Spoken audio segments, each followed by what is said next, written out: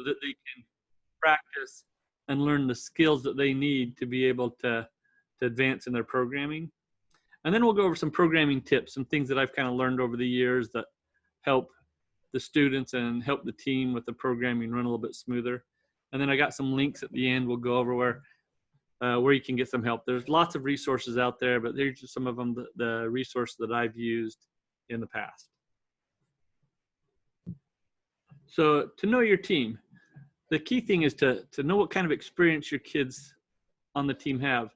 Some students will have had programming before, maybe they've used Scratch, or maybe they've even programmed with the EV3 before, but kind of knowing who's got some experience and who hasn't. And sometimes you're working with a blended team where you've got some older kids and some younger kids. So you've got some with a lot of experience and then some students with no experience. If you can kind of know the skill sets and know their background, then it can help you kind of pair them up so everybody can have opportunities to learn.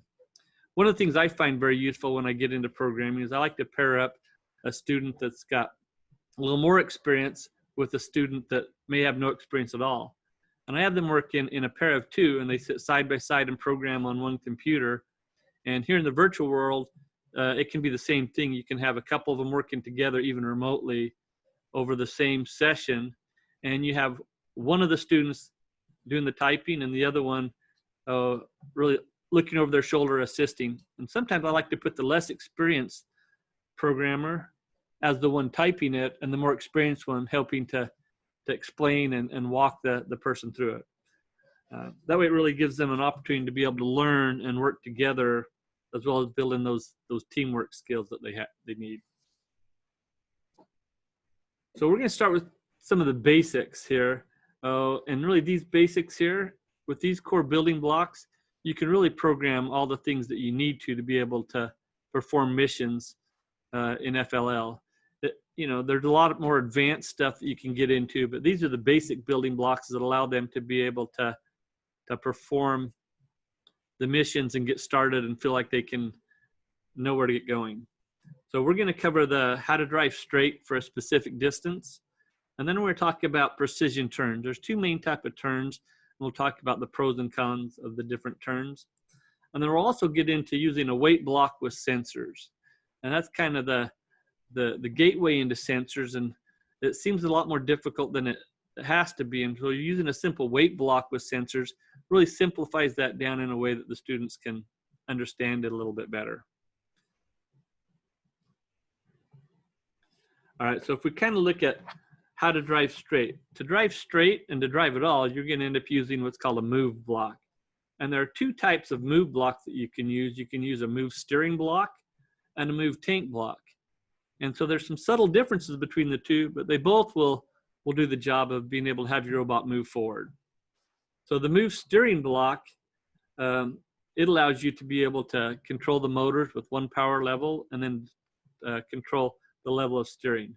Well, let's kind of break down kind of what the different pieces of that block are. So the item that's labeled number 1 on the chart, that's what's called the port selector. And that's actually where you decide which motors do you actually have plugged into. Most basic blocks, the education, robot builds, and that kind of stuff, use motors B and C for your 2 motors. So if you end up using a robot, like my team usually uses A and B to do that, that's one of the things they'll need to make sure that they set each time, that they set that to A and B motors so that they're not trying to control the wrong motor. I'd probably say 95% of the time they come to me when the robot won't move or it's moving in a turn when it's supposed to be going straight.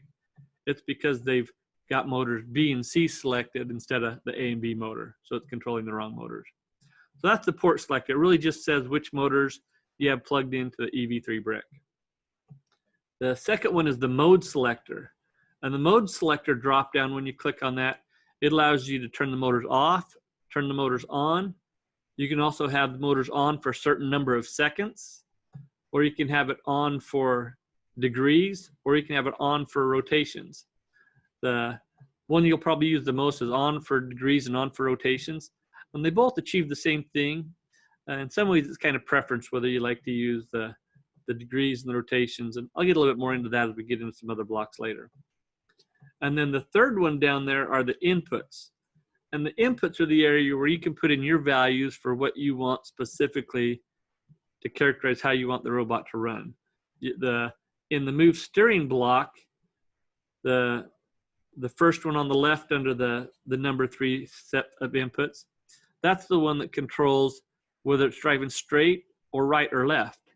So if you click on that mode selector, you can slide it to the right to adjust how sharp a turn it is, or turn it to the left to adjust how sharp a turn it is.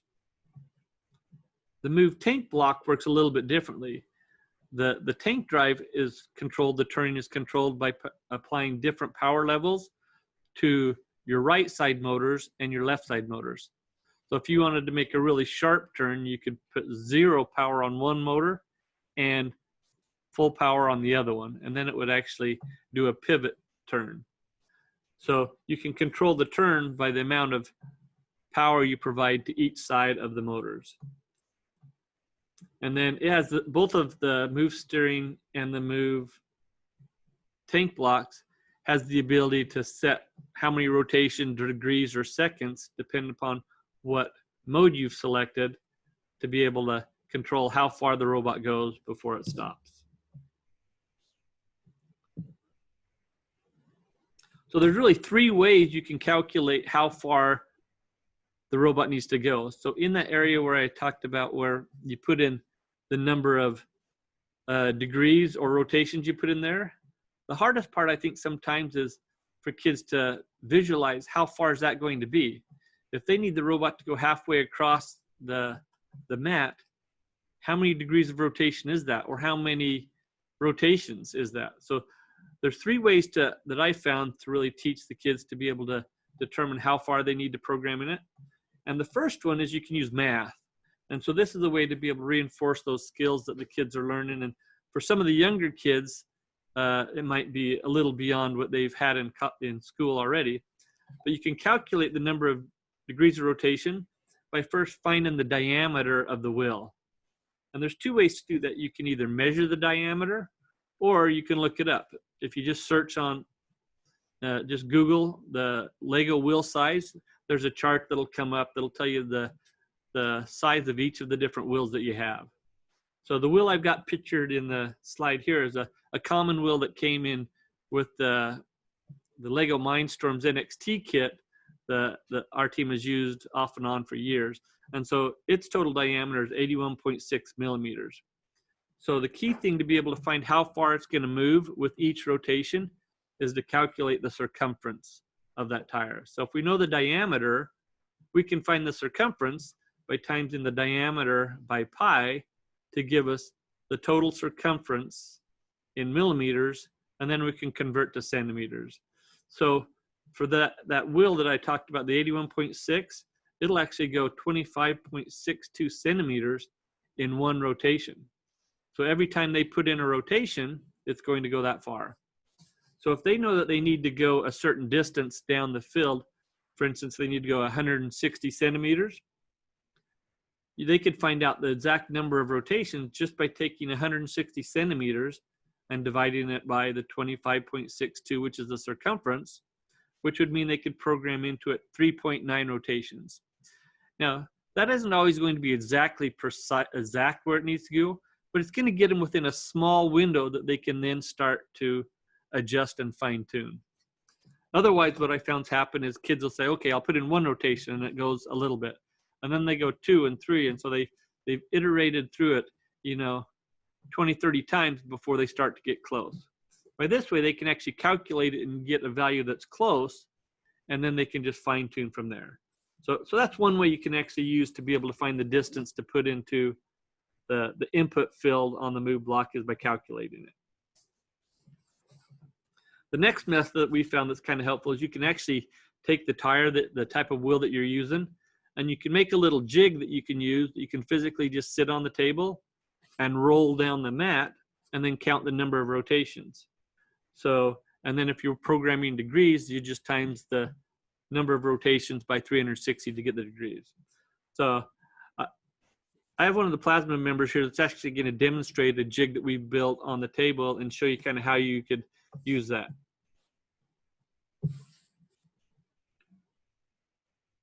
So hereby, there's a little mark on the wheel that would go around. And so for each rotation, she can literally count how many times that it's been. So by the time she gets down to the mark where she wants to stop, then you just know by counting how many times the wheels roll around that you can actually program that now into the move block in the programming. So we found that to be a very helpful tool to be able to use, and the kids have fun being able to make the jig and do that. The key thing is to make sure you're using the exact size wheel and tire that you're using on your robot. Otherwise, your results are going to be skewed. So now we're going to talk about the third method, which is really my favorite method, but I usually have the kids first calculate it and build the jig first so that they can appreciate how much easier it is to actually use the Lego Mindstorm brick to be able to tell you. So that the motors on the EV3, they have built-in encoders that keep track of the number of degrees that the motor rotates. So we can actually use the robot that you've built itself to tell you how far you need to program into your programming through a tool that's on it called the Port View tool.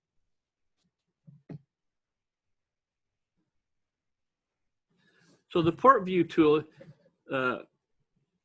uses the right mouse button to move to the third folder. So if you actually, at the very top, when you bring up your thing, if you push the right arrow over to the third folder, you'll get to the Port View folder.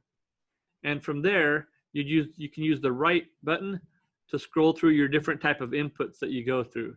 So first of all, you'll come through like the touch and the color sensors and that kind of stuff. And then you'll get to a motor rotation A, B, C, or D. So depending upon which motors that you have programmed, for instance, if you were using motors B and C, you could just go to either B or C, and it'll start off with 0 degrees. And then once it says 0 degrees, you can physically just move your robot on the mat to the spot where you want it to stop, and it'll tell you how far it went, how many degrees that your robot actually moved. And then you can just take that number of degrees and put it into your programming, your move tank or move steering block. So that's a much simpler way and a much easier way to be able to calculate how far you're going to do it. One of the things to be careful of is if they don't push down a little bit on the robot when they're doing it, the wheel will slide on the mat instead of rotate on the mat, because there is a little bit of resistance from the motor, the gears in the motor, that you have to be able to push to overcome. So just gently push it and watch the wheels rotate at a slow speed, and the built-in encoders will tell you how many degrees to program into your move block.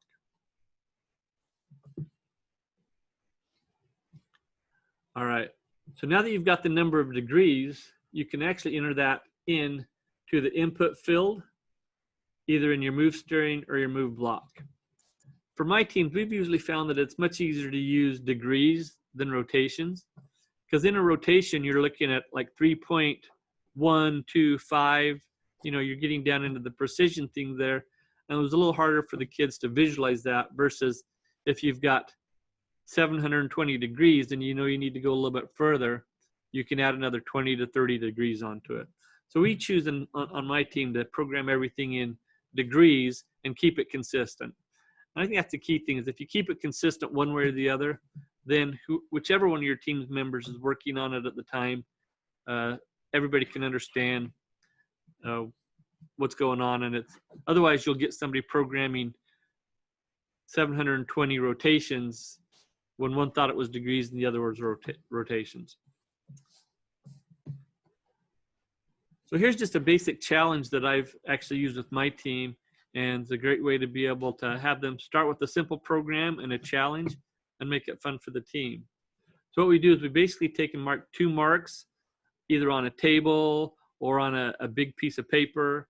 What I've actually found also works is if you just turn over if you got a mat from a year before, or anything you have that's big enough, just put 2 pieces of tape at some distance that you want to be able to have the challenge and test, and then have the kids program to be able to drive where they start behind the line and they have to drive and they try to see who comes closest to the line without going over the line.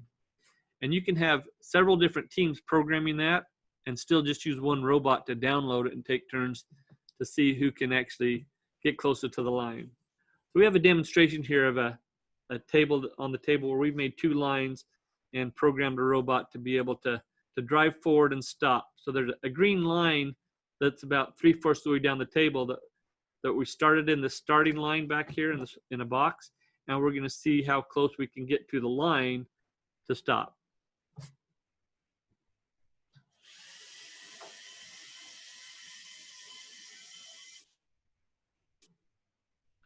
All right. So this, I think it stopped pretty close to the line, but the kids, after they do that, they can iterate through that and try to get closer and closer to the line. You can have it kind of the fun challenge for them to be able to see who can get closest to the line. So with that one basic building block, they've already been able to learn how to drive someplace and drive somewhere at a precise distance. So here's the basic code that we actually use to do that. It really is just one block. And in this one, we used a move steering block to be able to drive that distance. And so our calculations when we first calculated that was a little bit shorter than that. And we had to extend a few more degrees to be able to get it close to the line. So it really is an iterative process, but by measuring it and calculating it ahead of time, we were able to get close enough that we could narrow that down in a pretty short time frame. So another challenge you can do that's kind of fun the same way is you can actually make two square boxes on the table. And this time, not only do you have to get closest to the line, but you have to be able to stop. This time you're trying to stop completely within the box. And the real difference between this one and the previous one was in the previous one, the robot could have gone a little bit crooked and not been quite straight and still got closest to the line. But another thing in FLL is to try to keep yourself not only distance-wise, but also so that it doesn't wander one way or the other down the table. And so they can practice that. And you'll also find out that not all of your motors are exactly the same. One motor may actually turn a little bit different than another one. And you can adjust that by either number of degrees or the power level that you get to be able to do stuff if you need to. But in this challenge, it really is, we start in the box, and the goal is to try to see who can have the robot stop precisely in the box on the other side. So we'll have Quinlan demonstrate that for us at the table.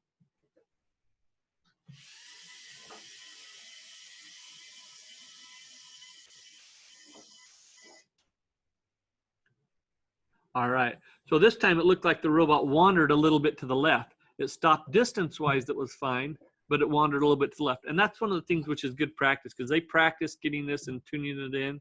And sometimes you'll find that that's a mechanical problem. The weight might be shifted a little bit different on it. So that gives you an opportunity to help troubleshoot kind of where that might be and where it might stop. You'll also find that maybe your table is a little bit warped. And so, it'll give you an opportunity to help troubleshoot and overcome some of those obstacles.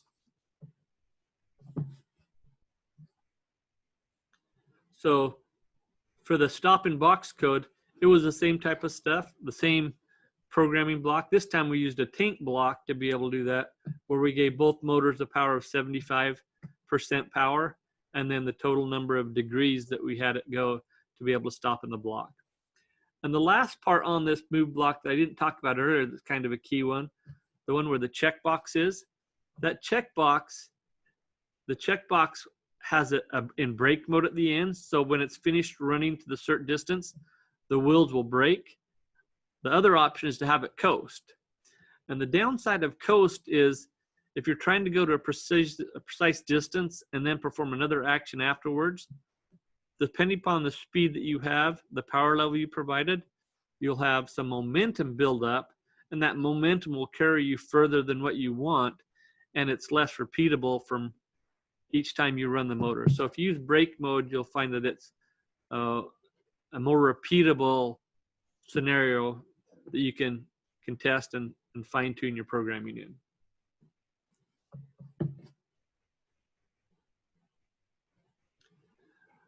All right, So now we're going to talk about turns. There's really two types of turns that I find that are in FLL that are the most useful. And so we're going to talk about a pivot turn and a spin turn. So on a pivot turn, the way that works is only one wheel is moving while the other wheel is stopped.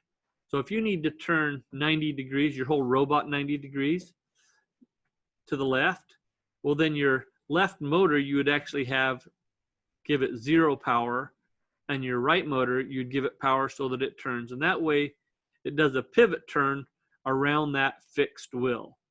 And the pivot turn is actually more accurate because each one of your wheels has a little bit of play and backlash. And so you got a little bit of error that accumulates in each one of those. And when you do a spin turn, you now have that same error and accumulation in two wheels. So the spin turn is a little less accurate. So the pivot turn is the more accurate turn that we found over our experience. But the spin turn has some very distinct reasons and times where you'd want to use it specifically. If you're in a tight space that you need to turn in a tight space, well, a spin turn works really well, because with that one, you're moving one wheel forward and one wheel backwards to be able to make the turn. Now there's a third kind of turn that you can do too, which is like a sweep turn. And that's when you've got your two motors running at different speeds, one motor faster than the other one. And that's, in my experience, has been the least repeatable type of turn that you can use. So we try to avoid using a big sweep turn if we've got to do anything precise. Sometimes when we have to get back to base and we've got a large target area to get back to and it doesn't have to be so precise, we'll use a sweep turn. But generally we try to avoid the sweep turns because it's the less accurate of the three types of turns. So if we really kind of break this down, how you would actually do this, so it still uses the same move steering block or the move tank block that we talked about before, but this time you actually change either the rate of turn one. So on the move steering block, the very first one of your inputs is the rate of turn. You would actually adjust that, and it'll actually show a little depiction of what kind of turn that's going to be. So if you just slide the slider bar to the right a little bit, you get a slight gentle turn, which is really when you're in that sweep turn. But if you turn it to where it's at a 90 degree, that's where you're going to get to your pivot turn. So whether it's right or left, if that's at a 90 degree in the picture in the little symbol above the rate of turn, that's going to be a pivot turn. If you get down to where it's all the way to the right and it looks like almost a full circle, then that's a spin turn, and that's going to be having one wheel go forward and one wheel go backwards so that it's spinning around the center between your axle center. Now on the move tank block, you do this by basically providing different power levels to your two motors. So if you wanted to do a pivot turn, you do to the left, your first motor you'd put 0 power and you'd leave 50 at the other one, and then it would do a pivot turn to the left.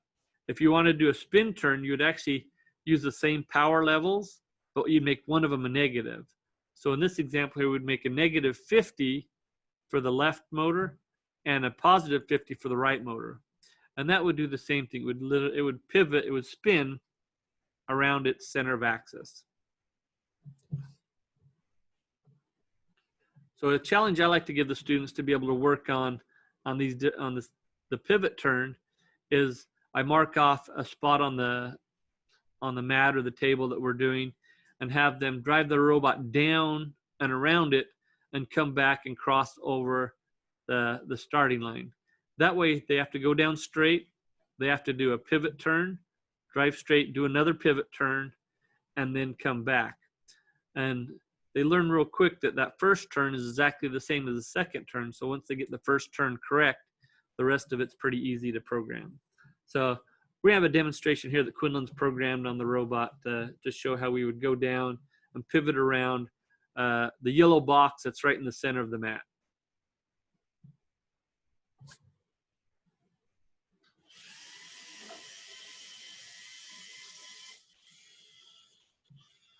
So the robot made its first pivot turn there, and now it's going to make its second pivot turn and then drive back over and stop behind the line. So with that, the kids learn how to kind of fine tune how far it takes. Now, one of the biggest things that the kids usually struggle with when they're making a pivot turn is they know they want to make a 90-degree turn. So they program in their robot for it to turn 90 degrees.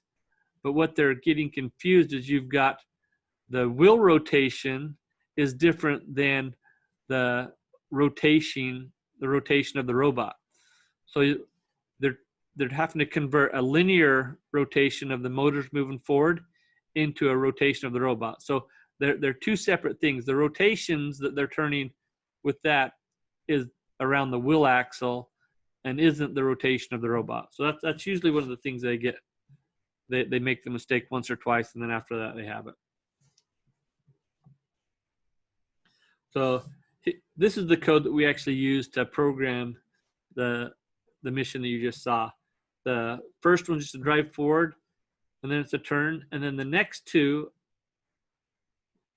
there's really the first two and the last two are pretty much the same building block that just got copied over to get back over across the line. So that turn is exactly the same turn that can be used two different times if you've got a good right turn. And one of the things we actually find is that we do a couple of those, the right turns, left turns, and then we use those values throughout all of our programming and all of our different missions. You kind of build up a library of things to do, specific things that you can reuse throughout your program. And then once you get a little bit more advanced, they can actually create custom My blocks to do things that allows them to be able to bring those in as more modular components. But this is really the starting point of that, is just how to be able to get the precision turns and the precision distances down. So for a spin turn, the challenge I like to give them for a spin turn is similar to the one about the box, but this time they have to drive down and stop in the box and then do a spin turn to get back. If they did a pivot turn here, they would be turning way outside of the turn radius for the box. So they could literally drive down, stop, do a spin turn, and come back. And that's the challenge, to see how accurate they can do that. And what they usually find is they take and try to use the same values that they did in the pivot turn in the spin turn and realize it's turning twice as far. That's because one motor is moving forward and one moving back, so the rate of change is twice what they were dealing with in a pivot turn. So we got another example here we'll show of the robot going down and doing a spin turn inside the box and then coming back.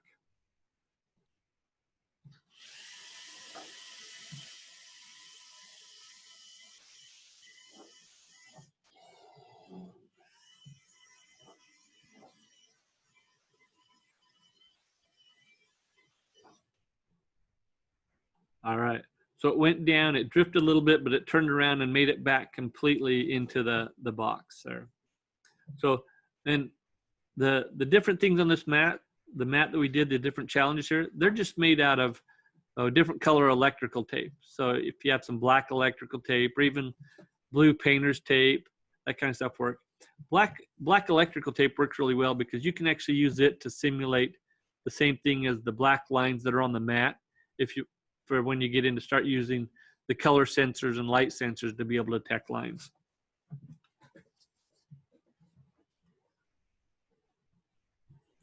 right, so here's the code we actually used for that. It just drove forward. It did the spin where we had a negative 50 power for the left motor, our A motor, and a positive 50 power for the B motor, and then it had to come back. So it had to come back a little bit further because the motor rotation of the robot in our robot we showed was at the front of the robot. So when it came back, to get it completely across the line, it had to go further coming back than it did going forward. So here's another fun one that really allows them to be able to work on making precise turns. Because when you do just a single turn, it looks like it's accurate. But when you start doing the turns compounded, then you see each one's off a little bit.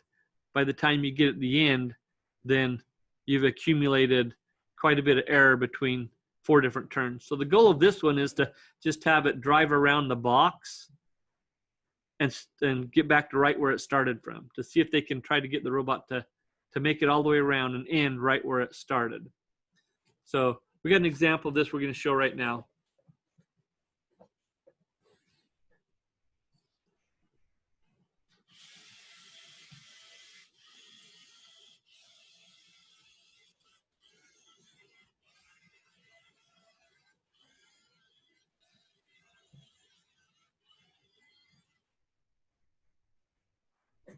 All right, so it made it all the way around the box and got back to the starting point. So if we look at the code here, the code is really made up of doing the same thing 4 different times. And so it's when you start to see something where it's a pattern and it's repeating over and over again, there's another way that you can actually accomplish the same thing, which is a little easier, by using a loop. And we're going to kind of touch base in how we implement this with using a loop here in the EV3 programming. So the loop here is shown up in the upper left-hand corner. And some key things about the loop is the area in the loop body. That's where you can put whatever type of things you want to put in there. You could have drive straights, turns, reading of sensor values. Anything could go in the middle of that. But anything that's in there is going to be executed each time that the loops run.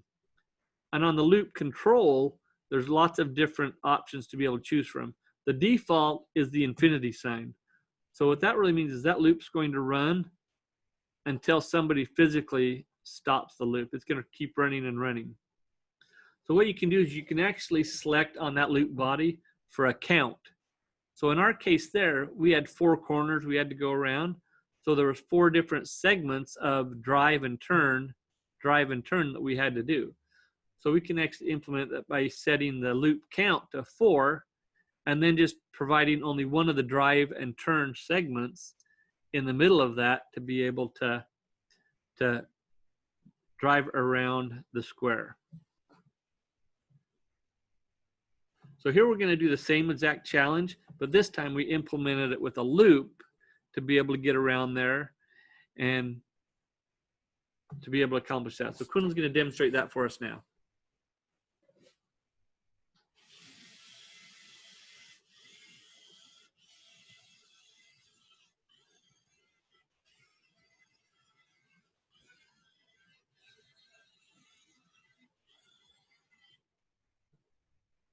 All right, so now let's take a look at the code that we used to actually implement that with. So this code was really just the 2 move blocks in there. The first one was our drive straight code block, and then we had our turn code block. So if we can get our turn precise on the first one, then we're guaranteed that we can make it all the way around, because that same one's being executed 4 different times. And so the little number sign there is what you'd select, and then on the far right there you see the number 4.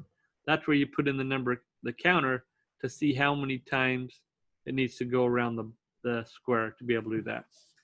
So this usually takes a little bit of iteration with the students to be able to work through this and iterate through to get the values that are inside the block to correct so that they can actually get right back to the starting point. But if you can get your robot to be able to move somewhere and come back to the exact same spot that you started from, then they're starting to learn that precision. And from there, all the follow-on programming activities they do will be more accurate and more correct. So now we're going to get into a little bit into sensors, and I don't get too deep into sensors here for beginning programmers, because it's one of those things over time you build your knowledge of. But the easiest way to use a sensor with EV3 is to use the weight block. So the weight block on your tool is a little hourglass selected block that's shown in the upper right-hand corner. And by default, when you bring up the weight block, it's set for wait for time. So it's really just looking as a timer. So basically, your code will stop and wait right there until it's been able to execute the number of seconds. And so it's literally your program just going to wait for the number of seconds that you put in there. And that's actually very helpful in times if you've got multiple actions going on and you want to be able to have one piece waiting till another one's finished, or even until the game piece model that you're manipulating settles down before you do something else. So the different parts of the weight block is the number one is the mode selector. That's the one that allows you to say how you're going to use it, whether you're going to use it for time or whether you're going to use it for a sensor. So that's how you select the type of mode that you're going to use to be able to program. The second one, the sensor port, that tells what physical sensor you're plugged into that port. So if you've got the touch sensor plugged into port number 2, you'd select the number 2 in the sensor port. Then there's the ability to compare. There's a comparator, which is the number 3, and you can say whether it's less than, greater than, less than or equal to, greater than or equal to. You can select how you're going to use that comparator. Because what it's going to do is it's going to compare on the sensor value against some value you provide it, which is the threshold, which is in number 4, to be able to see if it can move on, if it can end that weight condition. And then the fifth thing is a measured output. So with that, it's actually, notice the connector to it, the little bumps on the bottom instead of on the top. And that's because it's an output. It allows you to be able to take the output of that and connect it to an input somewhere else through a wire. And that's really into some more advanced programming. We're not going to cover that today, but that's what that measured output's for. So if we wanted to move forward until a touch sensor is pressed or it hits an object or something, we could do that by simply turning the motors on. The first thing we do is we just turn the motors on so they'd run forever, right? And then what we do is we actually put a wait block after that, which is going to wait until something happens. And on this one, we're waiting until the sensor is bumped and the sensor is plugged into port number 1. And once that sensor has been bumped, then we're just going to turn the motors off and stop. So there's 3 different selections that you can wait for. You can, on a touch sensor, it can be bumped, it can be pressed, or it can be released. And so depending upon whether you want it to work when it runs into something or when something presses it in and comes back out, that's what bump does. It has to be pushed in and back out. Or if it's one of those things where you've got it holding in another attachment that you have that you want to be able to know when something comes disconnected, that would be when it's released.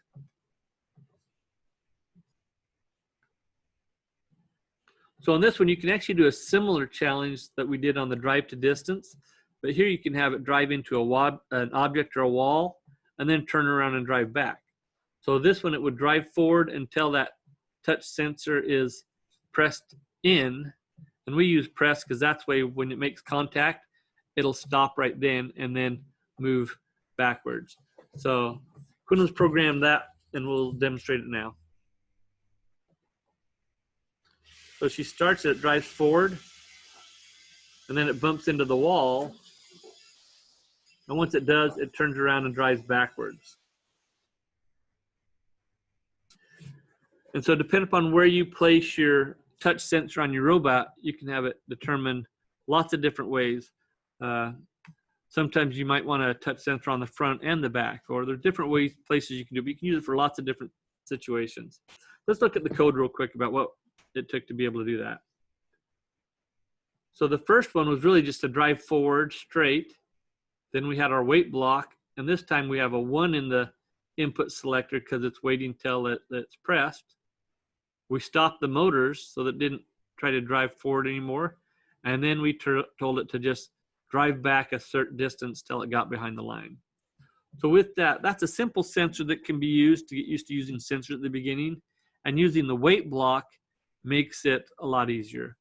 There's some more advanced ways you can do it by putting it inside of a loop and using case statements like an if statement that if something happens, then it'll choose one of 2 different paths. But the easiest way for people just starting to program is just to use the wait block with the different type of sensor and be able to use that to have your program wait until that action's finished, and then you can move on. So here's a couple other challenges we won't go through today, but if you're looking for other things above and beyond, you can do that. One of them have them to drive forward until it sees a black line.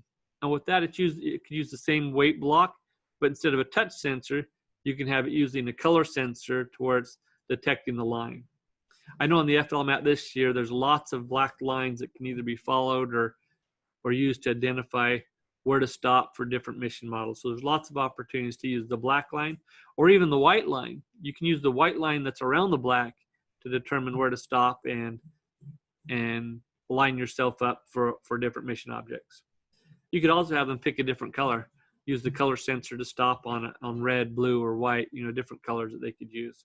There's a couple other options with sensors and weight blocks that can be done for those students that are a little further along than the rest. All right, so let's kind of get into here for a few minutes. Some of the programming tips as I've worked with these kids over the years to be able to help teach them, and some things to help, some pitfalls that we've fallen into to avoid. One of them is to save your programs often. Every single time they make a change, save the program, and then load it to the robot. That way, if something happens, the battery dies, they don't lose the hours worth of work that they've been doing on the program. The other one is to use descriptive names. By default, when you add a program, it's named program. And before long, you get program 1, program 2, program 3, and it's hard for the kids to find out what program it was that they programmed their stuff. So have them pick a descriptive name for the program name. And the other thing I like to do is at the end of each meeting, I like to have us baseline it. So I'll actually save as the whole project as the name of what we're doing, whatever season we're in, with that day's date. And that way, worst thing that happens and we lose something, we can go back to the previous meeting day's date. Now, sometimes they actually make some changes and then the changes don't work and they want to go back to the previous version because it worked better. Well, this way it's easy for you to roll back to those versions. Have them baseline it at each meeting. And then also periodically back it up on another computer or a USB drive. We've had times where right before competition, the robots died and we've had to try to recreate it on another laptop. So save it off somewhere else as a secondary source. And then the other thing is to manage the software on the EV3. Each time you do that baseline, it'll give it a different date. So before long, you'll have a whole bunch of different projects on your thing. And I've seen teams try to run their missions and it's not running, but they were in the wrong project on the EV3. And so on the EV3, there's a way for you to select on the storage button when it's connected and to be able to say which ones you want removed from that. And it doesn't remove it from your computer, it only removes it from the EV3. That way you can have only the one that they're using and working on the meeting. All right, and then last of all, there's a few spots here in the link here that I found that have some good tutorials, some good helps to be able to do it. One of them is just the Lego Mindstorm's EV3 help. So that's part of Lego Education's site where they've got some good information on that. The other thing is there's two brothers that built these EV3 lessons, and they're beginner to advanced. So if you want to get into some more advanced thing, the EV3 lessons, that's a good source of resource that walk through some little mini lessons to be able to help. You can provide your teams to be able to have some further programming. And then the last one I have here is TechBrick. TechBrick is a site where each year they come out with some resources like programming planning sheets and some scaled models of the mat and those kind of things. And if you even wanted to print your own model, full-size mat, on a plotter or something, or send it to Kinko's, you could have it printed. They have the resource to be able to do it there.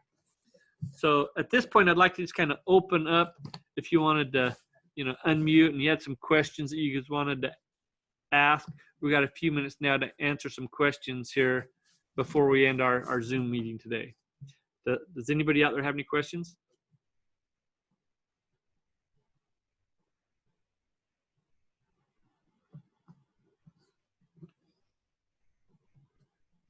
All right. Maybe could somebody say anything? Make sure I've been speaking. Okay, go ahead. Yeah, just real quick. This is Tom Thomas from Little Singer Community School, and I would just like to request is it possible to get the video recording of this workshop and also the slideshow file? You bet. We've talked to Laura Grosso. We recorded it, and she's going to post this and the slides out and make them available for resources for the coaches. Thank you. All right. Does anybody have any other questions? This is Ron Davis from Kingman, Arizona. Go ahead. Will there be similar presentations for using the other robot? For the new Spike Prime, is that the one you're referring to? Yes. I haven't put together a presentation like that yet. We're still using the EV3, but I know that there are some resources out there. There's going to be probably less just because it's new, and this is the first year that the Spike Prime's been used. But there are a few resources out there, but unfortunately, there's not as many resources right now for the Spike Prime. All right. We have a brand new team, so we figured we would buy the new, the Prime instead of buying the older equipment. So we'll use some of this information and get it figured out. Thank you. Yeah, and the general concepts are still the same. They'll be a little bit different. I've looked at the programming interface. It's actually it's similar in concept wise. So I think you can still apply some of the same things, especially the same challenges to be able to do that. Just the way you'll enter it in will be slightly different. But the Spike Prime looked like a pretty neat kit, and I actually like some of the wheels and stuff that comes in the kit this year that I think are pretty nice. And the bigger building pieces. But thank you. I do like the challenges on the table, and our first meeting is Monday, so this has been very helpful. Thank you. Okay, great. Yeah, and it's really easy just with some tape and tabletop to be able to come up with any kind of challenge that you might be able to find. We have a question online. Can you see? Okay, yeah. So the question online I have is that they've been doing FLL, but they're moving to high school coaching. So can I suggest some resources for high school? So in the high school, are you guys doing FTC or FRC?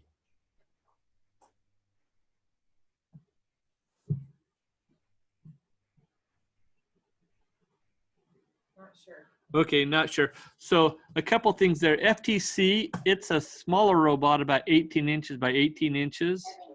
And the FRC program, the robots are 120 pounds and are much bigger. So it's really the size thing. So we've had lots of experience here on FRC. So probably the best thing is once you can get going into to reach out to a team like ours, like Plasma Robotics, that kind of stuff, and we can help provide you some help on that. One of the sites that's good for FRC, and they have some FTC stuff too, is Chief Delphi.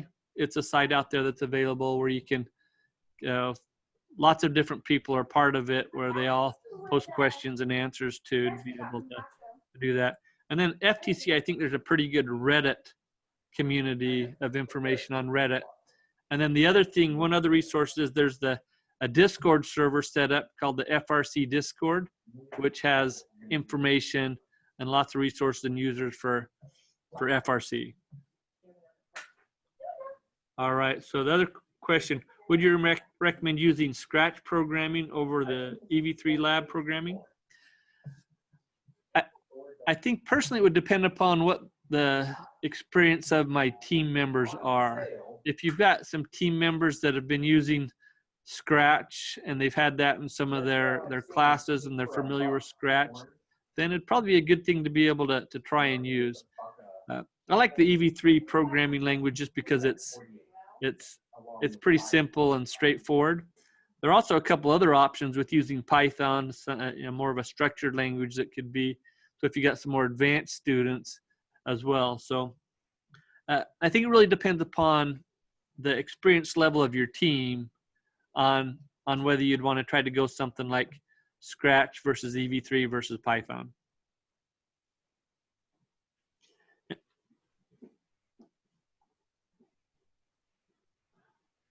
All right. So any other questions out there, or maybe some things that you guys might think would be helpful for future workshops or things that you think your team might need? Because we could also, work with Laura to see how we can put on some additional resources and workshops. She's got these planned. Her and Zach have been working on some schedules to provide more workshops, but are there things which would be helpful to you as coaches to know? This is Margaret Burkholder, and I'm in Tucson, Arizona, and I am coaching for the first time.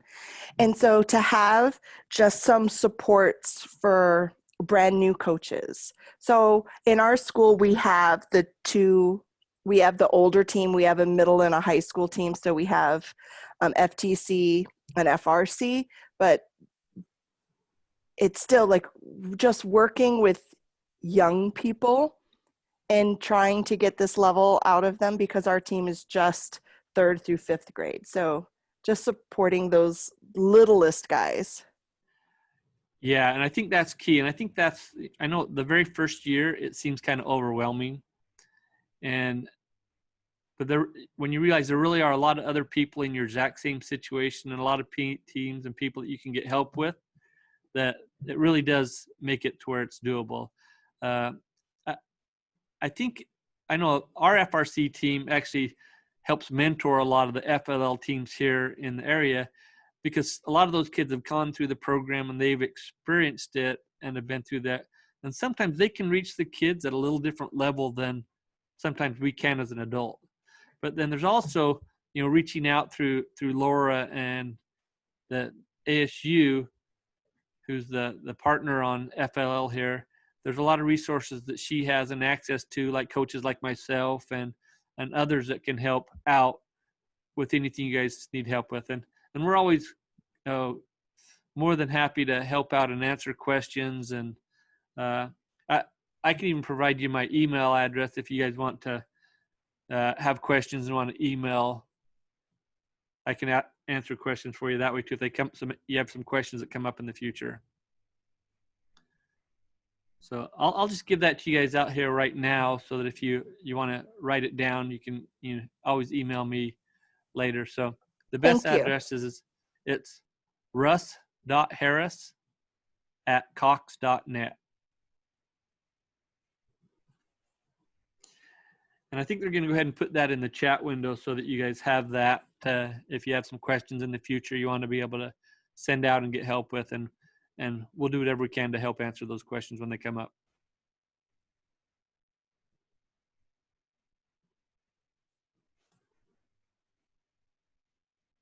All right. Any other questions you guys have, or things you'd like to discuss today? This is Margaret again. One of the things that, because we are a new team, the cost of setting up a new team and getting everything has been pretty expensive. And we're wondering if it's worth spending the money to get 2 of the Lego Mindstorm kits. So, because we're broken down, we have 10 members, we have 2 teams, 5 and 5, but I'm trying to wrap my head around how to keep all minds on this project. Yeah, and the hardest part, I think, with having 2 teams is each team may have a different robot or a different type of programming that they would want to build. And so if you've only got 1 kit between the 2 teams, it's going to kind of limit them to be able to have less ability to be able to be creative on what they might build from team to team. So if there was a way possible, I would say you'd be better off having 2 kits, 1 for each team. And I do know Laura had put out something in the past that she has some kits that may be available for loan as well. So there's some options there as well. But yeah, you're right that the FLL kits aren't cheap, and that's really your investment the first year. That's the hard part is getting the kits, but then they can be used for several years. But if you've got 2 teams, and it's that, so I think you said you had 2 teams with 5 members on each team. Yes, 5 on each team. And if you had 2 teams, my follow-up question would be, how do you decide, is it collaboration that we decide what the final competitive robot's going to do, like combine the best of both? So yeah, let me ask you a follow-on question. So do you have two groups that are really part of the same team and you've got one registered team? Yes. Or do you have two registered teams? One registered team. Okay.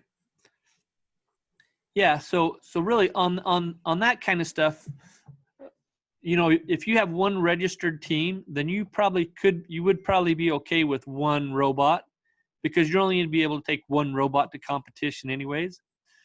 So on your, you know, I kind of look at that as the two different groups of 5, they're like your sub teams. And so what I think would be the best thing to do when you have a situation like that is you'd have each team kind of come up with what they think it needs to do, but then you're going to have a collaborative trade-off type of thing to determine how are you going to build the robot that supports what the two different teams are coming up with. But yeah, you're going to have to get your design down to one robot anyways, because you can only take one to competition. So, and I kind of do that with that. I actually break it down into much smaller groups. I have kids meeting like groups of 2 when we're doing programming and that kind of stuff, and even some of the building stuff, because it's really hard to get 10 kids, keep them busy at one time on one robot. But it's really a collaborative thing, and everybody knows that they have input, but nobody has authority to dictate what goes on. So it's kind of working with that team to come up with that collaborative communication amongst the different teams that in the end you get to a design and an implementation that allows everyone to have some input, but is ultimately owned by the team versus any one group. Does that make sense? Absolutely. Like I said in the chat, it's really about the two robots, not necessarily, it's figuring out what's the best design and what works, but it's giving lots of kids the opportunity to have the hands on the robot as they're learning, because these are brand new. They have not built, they have not programmed. And so I want to give kids and have some friendly competition. Like, I love these designs. Who can be the first one to get that robot across? And then how can we learn from each other? Yeah, and you bring a couple good points. I know this year with our team being remote, we actually have kids working on some of their different robots differently, and it's kind of nice for them to do that in the learning phase. At some point, you really need to get it down to one robot anyways, because we've in the past we've tried to build the same exact robot and use 2 of them that are the same. And even though you think you build them the same, they never work quite the same. But you can also get through that whole the whole competition phase by just have one robot, but have different groups that program it. And so when they get ready to test their run, they load their program on it and run it, and somebody else does theirs and loads it on it. So you can have different groups using the same robot, but have different programming and different challenges, all by using the same robot too.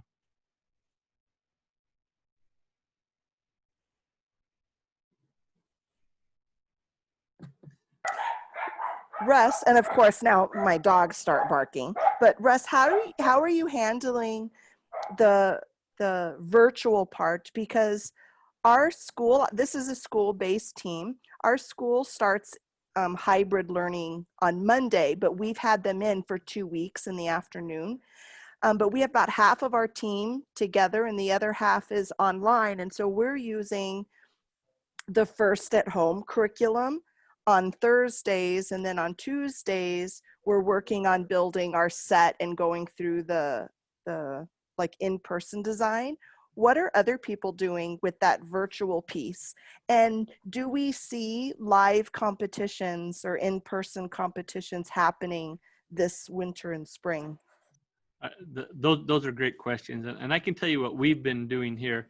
So far, we've pretty much met all virtual, and so with that, I actually dropped off some Lego parts to some different places. So we actually do some building challenges with Legos and that kind of stuff as team builders, all remotely, all over Zoom, to be able to do that. And We've gone through some of our design and analyzing the games to see which missions we want to work on and how we think we need to have the robot build and maybe what the robot would look like. But then it gets to a point where you have to have some hands-on in-person time. And so what we're doing is we're having it a couple at a time meet so that we can reduce the number of kids. And, we'll look at having, those smaller groups meet together at different times. And then the others, like the research project and those kind of things, can all be done as the group all through Zoom or WebEx or whatever the format that you're using. Oh, and then for tournaments, that's a good thing. ASU has come out and said that for FLL, the tournaments will be virtual this year. There will be some more information to come, but the tournaments have also been pushed out into the January, February time frame versus normally when we have the tournaments before in the November, December time frame. So they are pushing that out a little bit to help accommodate for teams that have been able to get a later start because of the whole COVID pandemic. So, and with the tournaments, there will be the judging sessions will be virtual. There'll be some pre-recorded mission runs that your team will be able to do, and there'll be more definition provided as for how those will be handled. But there'll be a group that'll actually be hosting and running the tournament that'll help coordinate all that with you and provide the judges and all that kind of stuff. And FIRST has some tools that they're providing to be able to host these virtual tournaments as well. So the tournaments for FLL are going to be virtual. The World Championship that has been pushed out into, for our area, the July time frame, they're still hoping that will be an in-person tournament at that point. But for the other tournaments here in Arizona, they will be virtual.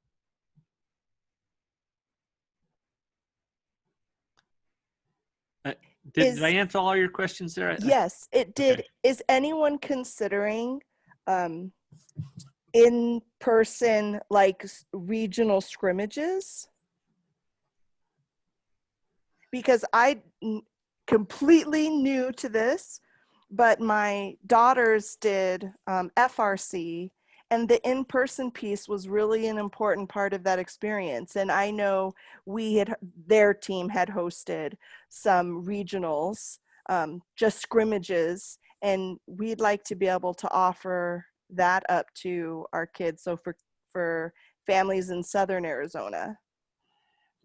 Yeah, and I think that we're probably just trying to coordinate that with Laura, but I agree with you that the hardest part about this whole thing is not knowing how that is going to handle, because the in-person piece about being to a tournament, to me, that's the contagious piece. So that's the part where the excitement comes. That's where it's a celebration of everything that they've done, right?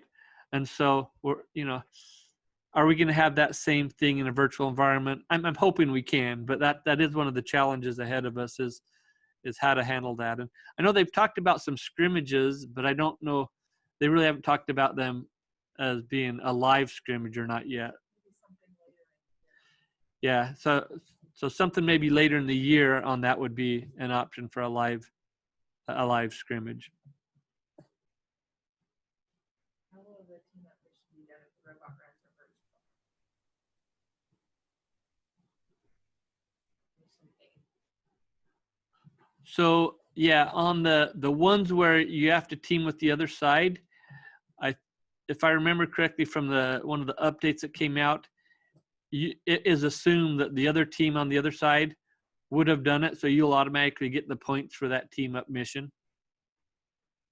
Since there's not another team working with you, the judges will be instructed to give you the points for that as if the other team had performed their part of it.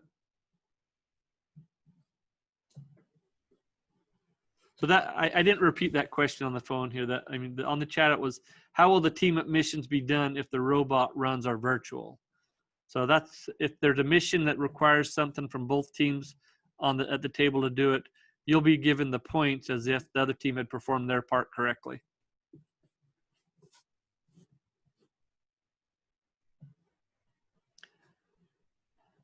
All right. Does anybody have any other questions? If not, if you guys have any questions out there.